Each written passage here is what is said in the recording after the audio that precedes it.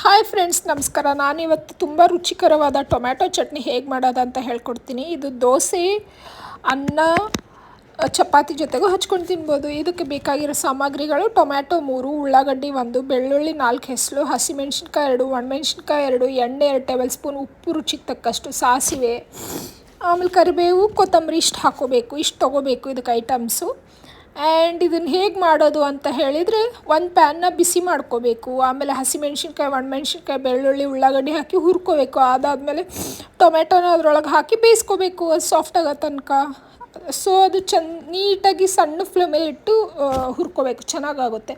ಆಮೇಲೆ ಅದು ತಣ್ಣಗಾದ್ಮೇಲೆ ಮಿಕ್ಸಿಲೇ ಹಾಕ್ಕೋಬೇಕು. ಸ್ವಲ್ಪ ಉಪ್ಪು ಸೇರಿಸ್ಕೊಂಡು ಮಿಕ್ಸಿಲಿ ಹಾಕ್ಕೊಂಡು ಪೇಸ್ಟ್ ಮಾಡ್ಕೋಬೇಕು. ಆವಾಗ ತುಂಬ ರುಚಿಯಾಗುತ್ತೆ. ಮಿಕ್ಸಿಲಾದರೂ ಹಾಕ್ಕೋಬೋದು, ಕೈಯಲ್ಲಾದರೂ ಹರ್ಕೋಬೋದು. ಈಗ ಎಲ್ಲರೂ ಮಿಕ್ಸಿನೇ ಯೂಸ್ ಮಾಡ್ತೀವಿ ಅಲ್ಲ, ಬೇಗ ಆಗುತ್ತೆ ಅಂತ ಹೇಳಿ.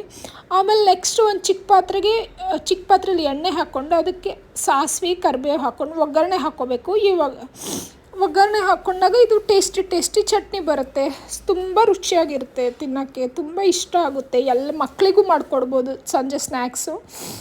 ಆಮೇಲೆ ಅದನ್ನು ವಾಪಸ್ ಅವ್ರಿಗೆ ಇಡ್ಲಿ, ದೋಸೆ, ಅನ್ನದ ಜೊತೆನೂ ತಿನ್ಬೋದು. ಕೊತ್ತಂಬರಿ ಸೊಪ್ಪನ್ನ ಮೇಲೆ ಹಾಕಿದರೆ ಇನ್ನೂ ರುಚಿಯಾಗುತ್ತೆ. ಹೀಗಿತ್ತು ಟೊಮ್ಯಾಟೊ ಚಟ್ನಿ. ನಿಮ್ಗೆ ಇಷ್ಟ ಆದರೆ like, share, subscribe my friends. ಇನ್ನೂ ಜಾಸ್ತಿ ರೆಸಿಪಿಗಾಗಿ ಕಮೆಂಟ್ ಮಾಡಿ.